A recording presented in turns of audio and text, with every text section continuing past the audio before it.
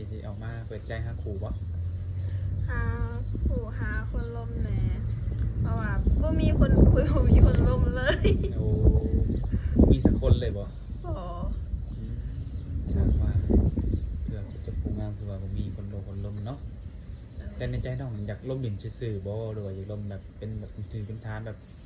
สร้างครอบครัวไปนำกันเลย ว่าเปิดภาพมาก็มาเห็นทางสาวโสดเพิ่นก่อนเอ้ย งามเลยเนาะ แมนผู้จบผู้งามขนาดเลย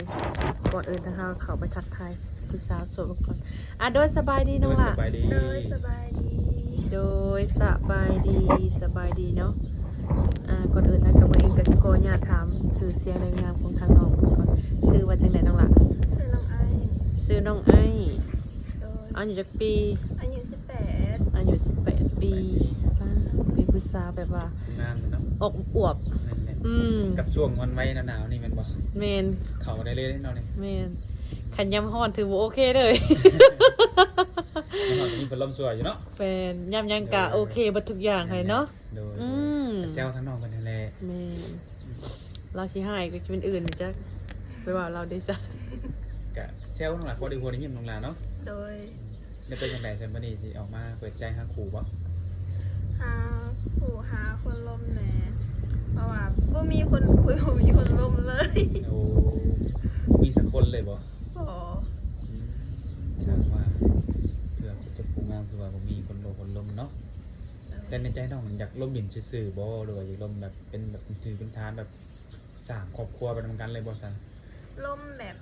บที่นั่นน่ะแบบลมแบบนั่นธนาลมอีหยังว่าเขาเรียกนะลมแบบอ้ายแบบน้องแบบไอ้นี่ธนา อืมอยากล่มแบบเป็นอ้ายเป็นน้องบ่ได้อยากล่มแบบเป็นชูเป็นแฟนบ่ โดย โอ้แบบว่าอยากทำความรู้จักแบบไปมาหาสู่กันได้จริงๆแมันบ่ โดย โดยถ้าเกิดว่าได้ร่มนี้น้องสิร่มคนทางใดคนลาวคนไทยยังได้เบิดบ่ ลมได้เบิร์ดคนลาวคนไทยคนต่างประเทศ อืม ได้เบิร์ด โดยก็ถือว่าบ่มีปัญหาเนาะว่าสิเป็นคนทางใดก็เข้าใจอยู่แล้วว่าน้องแบบภาษาไทยยังเพิ่นเอามาน่ะ เข้าใจ น้องเว้าไทยได้บ่ ได้ เอาได้เนาะ โด เวย ลาเพิ่นเอามาก็ฟังเข้าใจเนาะ โดย น้องเคยลงไทยอยู่บ่ เคย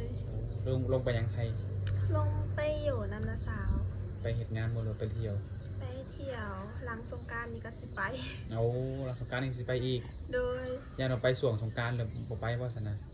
หลังสงกรานต์ หลังสงกรานต์ แมน อืม ถ้าไปก่อนสงกรานต์การสมีพายุเพื่อนนะ อืม ตอนนี้อยู่เพื่อนก่อน โดเป็นทางไหนคนไหนก็แล้วแต่ทุกคนเนาะแต่อายุเด้ดังละต้องเลือกอยู่ว่าอายุนั่นเท่านี้หะนะ อายุน่ะ50-60ขึ้นไป คือจะเอาใหญ่เท่าล่ะ คือสิมักรุ่นใหญ่แท้ เป็นในใดในความส่วนตัวนั่นแหละคือว่าอายุ50ขึ้นไป แบบคุยกันแบบแบบน้องค่ะนะ จากเพลงว่าอายุ60บางคนนี่ก็แบบลูกหลานได้เนาะเสมอเนาะ แม่น แต่เกิดว่าแบบเป็นหักแพงแบบพอแบบลูกนี่ก็ได้อยู่เนาะได้บ่ ได้ ได้เนาะอย่างเช่นเนี่ย30-40ได้แสนน้องล่ะ 30-40แล้วก็แบบคุยแบบแบบน้องค่ะนะ นั่นแหละได้เหมื แบ อน บ บ่ แบบน้องได้ เนี่ยเนี่ย เป็นชูเป็นแฟนบ่อยากได้ชูเป็นแฟนมาใส่น้องล่ะคืออยากเป็นแต่อ้ายกับน้องแท้ บ่อยากได้ผู้บ่าว เออ อยากได้คนหัก ก็ได้ว่าเปิดใจหาผู้บ่าวบ่อยากได้สบ่อยากได้แต่อ้ายหักบ่ อยากได้อาหักค่ะนะ เป็นอะไรคืออยากวายอยากได้ไอหักในความส่วนตัวเนาะ เป็นแบบแบบน้องแบบดีได้สำหรับ ดี น้อง ดีแบบใดลองยกตัวอย่างมาเบิ่งเป็นอะไร แบบว่า แบบแล้วเข้าใจง่ายค่ะนะแบบแบบน้องแบบเข้าใจกันง่าย แบบคุยกันแบบก็คือแบบปกตินี่แหละ มันยังคน สไตล์แบบว่าคุยแบบสบายๆบ่บ่ต้องมีการหึงหวงกันเนาะแล้วก็บ่ต้องมีข้อห้ามนู่นห้ามนี่แม่นบ่ในความคิดน้องเนี่ย แม่ ถ้าว่าเป็นชู้เป็นแฟนนี่สิขอไปนี่ได้บ่เพิ่นก็เกิดอาการหึงหวงแล้วเนาะก็หึงหวงแล้วก็สิมีการแบบให้กันผิดกันจังซี่นะน้องมักแบบว่าสบายๆเนาะเดี๋ยวว่าใครจะไปใส่ก็ไปแบบว่าเฮานี่เป็นพี่เป็นน้องกัน โดย ในใจก็บ่อยากคิดสิมีแฟนนี่บ่สำหรับตัวน้อง โอ้ บ่อยากคิดบ่อยากมีเลยหมายน่าจะได้ผัวน้ำหมูซั่นนะ เนาะ หรือยังฮอดวัยนั้นบ่น้องล่ะ หืม ยังฮอดวัยที่จะมีคู่บ่ โดย อายุจักปีน้องจังกล้าว่าตัวเองจะสิมีความรักกับแบบบ่าวสาวนี่นะ ประมาณ 19หรือ20เนี่ยแหละ 19หรือว่า20จังสิพร้อมว่าหาสู่หาแฟนเนาะ โดย อืม ดูในความสัมพันธ์แบบไอ้หักเนาะ อืม และถ้าเกิดว่าแบบน้องนี่ได้คุยกับเพิ่นมาสักระยะหนึ่งเนาะแต่แบบว่าความสัมพันธ์ทางฝ่ายชายสิเนาะเพิ่นมีความรู้สึกต่อน้องว่ามักหักน้องและอยากได้น้องไปสู่เป็นแฟนนี่ได้ใช่น้องบ่ กะครบ จะคบได้แม่นบ่ โดย ก็ได้เนาะ โดย แสดงว่าในตัวน้องนี่อยากเริ่มต้นด้วยความแบบสัมพันธ์แบบคนรู้จักแบบอ้ายแบบน้องก่อนเป็นบ่นี่นะ โดย จังเป็นสถานะเป็นชูเป็นแฟนแบบนี้หั่นนะเนาะ โดย โอ้เกิดว่าจังได๋คอยเป็นคอยไป โดย เนาะ ขอเรื่องขอไปก่อน คุยเหมือนแบบไอ้หักบางทีแบบน้องว่าเจอไอ้หักคนนี้คือว่านิสัยดีมารยาทดีการกระทำดีสิเนาะบางทีน้องอาจจะมีความรู้สึกว่ามักหักอยากได้มาเป็นชู้เป็นแฟนกับมีแม่นบ่ โดย โดยนะนั่นแหละทุกคนเนาะการบริเวณว่าซีเน้นแต่ว่าไอ้หักแห่งเดียวเนาะคือเริ่มต้นจากคำว่าไอ้หักก่อนนั่นแหละเพิ่นก็ได้ โดย เรื่องสู้เรื่องแฟนนี่ก็ต้องแน่นอนเนาะ วัยเฮานี่ก็คือสิเป็นไปบ่ได้ดอกที่จะบ่มีความหักเลยเนาะถ้าเกิดว่าเพิ่นนี่เป็นคลิปน้องเว้าแบบนี้แล้วนะเพิ่นอาจจะอกถึงใจแหละเพิ่นอยากทำความรู้จักจังซี่นะแต่เพิ่นอยากมาหามาเยี่ยมมายามเด้น้องล่ะให้เพิ่นมาอยู่บ่ มาได้ มาได้แม่นบ่ยินดีเนาะ โดย ถ้าเกิดไปชวนไปเที่ยวบ้านเพิ่นเด้ไปบ่ กับไปได้อยู่ ไปได้อยู่เนาะบ่ได้ติดธุระหยังนั้นบ้านบ่โดยโอเคทุกคนเนาะก็ถือว่าบ่มีปัญหาเนาะสำหรับน้องไอเพิ่นการเปิดใจในครั้งนี้ก็อยากให้เป็นเจอคนที่เพิ่นมักนั่นแหละอยากถามนี่สิฉันน้องแบบทั้งน้องนี่มักคนแบบใดซะว่าตรงๆซะ มาเป็นแบบคนที่แบบความแบบว่านิสัยดีแล้วก็แบบว่าพูดลมง่ายค่ะนะ นี่ใช่ดีแต่เพิ่นบ่มีเงินแซงล่ะฝากบ่ ว่านิสัยดีมีเงินกว่าจะสิกินอยู่ได้นานๆเนาะเอานิสัยดีแต่แซวละมักความดี มีหยังไดมีหยังนอกจากนิสัยดีมีหยังไดสักน้อง แบบว่าอีหยังแบบหลายอย่างอะนะ หลายอย่าง หลายอย่างบอก ซื้อ มาบ่ ซื้อ รู้ ออกบ่ได้บ่ซื้อออกบ่ได้บ่เราได้ แบบว่าคนที่แบบบ่หามเฮาเวลาเฮาไปดิ่งไซไปไซมาไซค่ะนะแบบว่าตามใจเฮาเบิดทุกอย่างค่ะนะเฮาหมักคนแบบนี้ตามใจเฮาเบิดทุกอย่างแล้วก็แบบบ่หามเฮาเวลาเฮาไปลิ่นไซค่ะนะแบบไปอยู่แต่ว่าหักดนๆไปเถื่อค่ะนะไปดูก็คือแบบว่าหักก็คือจะส่วนใหญ่เฮาก็บ่ได้ไปดอกก็มีไปเล่นนั่งเถื่อค่ะนะ มักคนแบบนี้บ่มักคนแบบเจ้ากี้เจ้าการจูจี้จูคิดไปใช้มาหันต้องคอยรายงานทุกตลอดเวลาแม่นบ่ แม่ และถามน้องคืนถ้าเกิดแบบผู้ชายคนนั้นคิดเดียวกับน้องนี่ได้จ้ะแบบเพิ่นอยากไปกับบ่ให้น้องหามมาสิได้จ้ะเอ้าน้องสิว่าได้ใดน้องบ่หามบ่ ค่ะบ่หามเลย มั่นใจบ่แบบว่าอ้ายสิขอไปลินน้ำหมู่บ่หรืออ้ายขอไปกินเบียร์น้ำหมู่เด้อจังซี่นะน้องสิว่าได้ใด ผู้สาวบ่เต็มโต๊ะอยู่เนาะ ว่าเลยเป็นยังไงกับบ่เป็นยังกะเฮาก็ไปหั่นนะเดี๋ยวเฮาก็ไปดิ โอ้มั่นใจเนาะ อย่าบอกนะเห็ดว่าอ้ายเห็ดได้นกเห็ดได้ว่าบ่ได้นะเฮ้ย แก้กันไปแก้กันมาก็บ่จบก็เสียแล้วเนาะ แม่น ดูก็คือว่าอะไรเฮาหมักแบบนี้เนาะเฮาก็ต้องเปิดใจให้ทางคนคือกันเพิ่นก็อาจจะหมักคือเฮาก็มีหั่นนะ ถ้าแบบว่าถ้าเริ่มคุยกันแรกก็สิแบบคุยกันไปก่อนหั่นนะก็สิได้เป็นแบบแฟนอีหยังปานนั้นหั่นนะ โดย คุยกันแบบประมาณจักอาทิตย์2อาทิตย์แบบเบิ่งกันก่อนหั่นนะ ในระยะอันที่ช่องทิศนี่แมันบ่ก็น่าสิจะอกหูใจกันแล้วเนาะถ้าได้คุยกันถึงมื้อเนาะหมายฟาดมือหนึงคุยกันดำเถื่อนี่ก็ปันหัวไหวแล้วประมาณนั้น รู้จักกันบ่ โดยถ้าเกิดแบบผู้ชายคนนั้นนี่เพิ่นอาจจะเคยมีลูกมีเมียหรือว่าเป็นผู้ห่างความหมายใช่ทั้งนั้น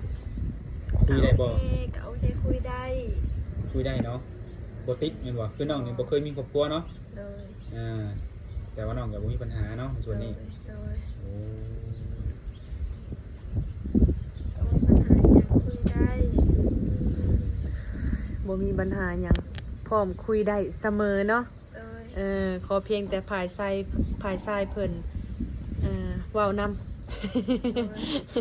ข้อมูลการติดต่อซะน้องหล่ามีหยังแน่สิไปแจกน้ำนมนั่น วันแอป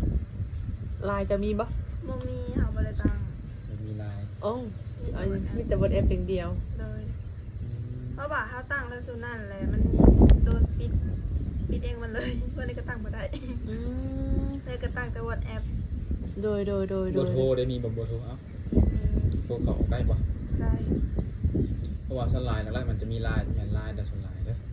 การหาคนคุยหาคนลงสวนไลน์เฟซเนี่ยบ่มีบ่น้องอ่ะ เต้นน่ะก็มี แจกได้บ่เฟซเนี่ย เต้นน่ะเดี๋ยวมาจากกับซิแจกให้ดอก อืม น้องละอยากถามเนี่ยถ้าน้องละมาครูบ่าวนี่ในอาชีพรูปแบบหยังน้องละในอาชีพหยังแบบนี้นะหน้าที่การงานของเพิ่นนี่มักแบบใด แม่ว่า เป็นที่แบบคนแบบไปแบบเฮ็ดงานอีหยังประมาณนี้หั้นนะเฮ็ดงาน มักงานแบบใดมักใดงาน แบบพวกก่อสร้างอันนี้ พวกนี้ก็ได้แม่นบ่ เลย เพราะว่าส่วนหลายก็จะมักหยังเรื่องนี่ราชการเนาะตำรวจหรือว่าทหารเนาะ เออ เออ แต่ละวัดบ่ซะ หรือว่าเป็นเจ้าของธุรกิจตัวเองบ่อยากแต่คือว่าเราความฝันมาซะนี่เนาะ แม่ เฮาก็บ่อยากคิดว่าคิดสูงเกินฝันเกินเนาะ แม่ มันสูงหลายตกมาเจ็บแบบไหน แม่ เฮาต้องคิดสมีก่อนบ่แน่อนาคตเฮานะบ่เรื่องบุญวาสนาตัวเองเนาะเนาะ แม่ เออ ฟันตกลงมาเจ็บบ่หัวสลายหัวขาด เอ้าเคยมีหลายคนเนาะฝันแบบยังไงแบบสูงๆเสียสุดท้ายไปหมดมาจังไดเจ็บช้ำน้ำใจตัวเอง ปีกเขามันยังอ่อนเด้ปีกเขาบ่แข็งแบบนี้ ก็คือที่น้องออกมาบอกในการคุยแบบความเป็นกันไว้อะไรเนาะรวมกันเป็นเฉลี่ยกันอะไร แม่น อยู่กันเดียวชาติมีคนเดียว อยู่เฮือนกับประตู เฮ็ดเวียกเฮ็ดงานจังซั่นน้องละ เอาบ่ได้เห็นเพราะว่าฝากเงินมีแต่อยู่เฮือนเดียวเวลาบ่เฒ่าเราไปหุ่นไปนี่ อ๋อ เจ้าเป็นคนเลี้ยงพ่อเฒ่า เลย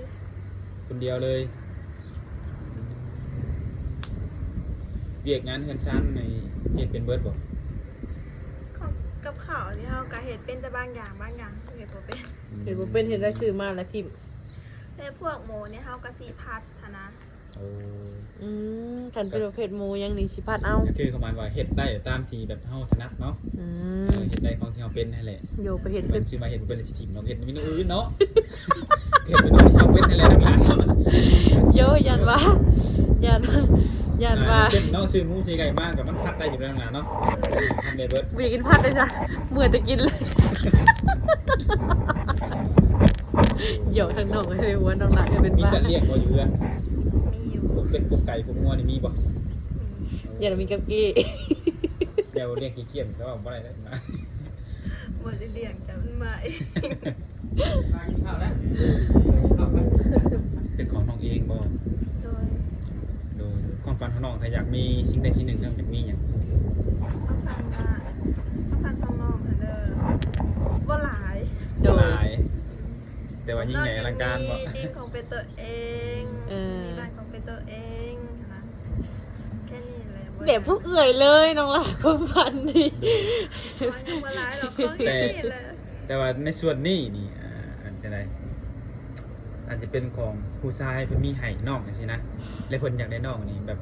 ไปอยู่กับลูกเป็นเมียจังซี่แต่เพิ่นมีดินมีเรือนยังให้เรียบร้อยนี่นะหลายสิว่าได้ๆเอ้า สิไปนำเพิ่นบ่ โอเค โอเคแมันบ่ โดย ไปได้ ใจแมันบ่ โดย แบบมาอยู่ทำไมเนาะไอ้มีนี่ที่ดินนี่เฮือนซ่านี่สร้างให้เป็นหลังจังซี่นะอยู่นำกันจังซี่ได้ โดย อยู่สร้างซ่านำกันจังซี่นะ โดย โอเคเนาะ โดย บางทีแบบหนุ่มโสดมันก็หาคู่ก็มีคนก็อยู่คนเดียวบางคนก็เนาะก็มีหลายคนแหละมันบางคนก็มีหลายคน โดย หรืออยู่คนเดียวอยากมีเมียแล้วจังซี่นะคนว่าโดย ก็เลยอยากถามเบิ่งเพื่อความมั่นใจนั่นแหละเนาะ โดย เป็นยังไงก็แล้วแต่เนาะก็มีว่าติดตามไปนำกันนี่แหละว่าน้องเพิ่นจะได้คนทางใดฝั่งใดเนาะ โดย อายหักหรือว่าคนหักนั่นแหละ โดย เริ่มต้นจากศูนย์มาเป็นหนึ่งอะไรอย่างกันเนาะ โดย คือสีบุมีหยังหลายแล้วมันน้องหลาเนาะ โดยโดย ก็น้องก็สิได้โจ๊กคิดไว้พอกันได้มันนาสิมาอัปเดตภาษาใหม่ โดย ว่าน้องก็สิได้มีครูอายุตามต้องการบ่เนาะโดยอันนี้ก็จะได้ขอตัวก่อนน้องหลาเนาะโดยสบายดี โดยสบายดี